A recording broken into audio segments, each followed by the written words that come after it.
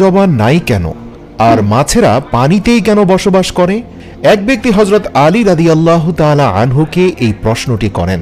হজরত আলী রাদিয়াল্লাহু তাআলা আনহু বলেন, জেনে রাখো, আল্লাহ তাআলা মাছের মুখেও জবান দিয়েছিলেন, তারা কথা বলতে পারত এবং জমিনে চলাচল করতেও পারত, কিন্তু আফসোস, এই মাছ নিজের উপর জুলুম করেছে, যার ফলে আল্লাহ তাআলা তার থেকে কথা বলার ক্ষমতা কেড়ে নিয়েছেন এবং তারপরে জমিনে চলাচল করার ক্ষমতাও কেড়ে নিয়েছেন।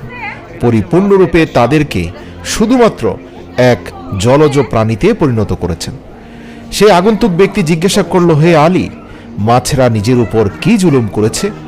হজরত আলী রাদিয়াল্লাহু তাআলা আনহু উত্তর দিলেন, যখন আল্লাহ তাআলা হজরত আদম আলাইহিস সালামকে সৃষ্টি করার পর সমস্ত ফেরেশতাদেরকে নির্দেশ দিলেন যে তোমরা সকলে আদমকে সিজদা করো, সমস্ত ফেরেশতা হজরত আদম আলাইহিস সালামকে সিজদা করল, কিন্তু ইবলিস শয়তান আদম আলাইহিস সালামকে সিজদা করতে অস্বীকৃতি জানালো।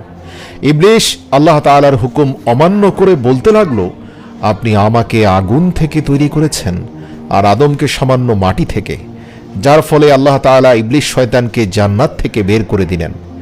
ইবলিস শয়তান জান্নাত থেকে বিতাড়িত হয়ে অভিশপ্ত এবং কুৎসিত রূপে দুনিয়ার জমিনে এসে পড়ল এবং চিৎকার করে জমিনের সমস্ত মাখলুকদেরকে বলতে লাগলো, সাবধান, মানুষ এসে পৃথিবীর বুকে জুলুম অত্যাচার করে বেড়াবে। সেই সময় মাছেরা পানিতে চলাচল করতে পারত এবং জমিনেও চলাচল করতে পারত, তারা উভয়চর প্রাণী ছিল। তখন মাছেরা কথাও বলতে পারত।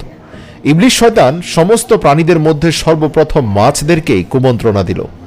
ইবলিস শয়তান মাছদেরকে বলল, মানুষ যখন পৃথিবীর বুকে আসবে তখন তারা নিজেদের ক্ষুধা মেটানোর জন্য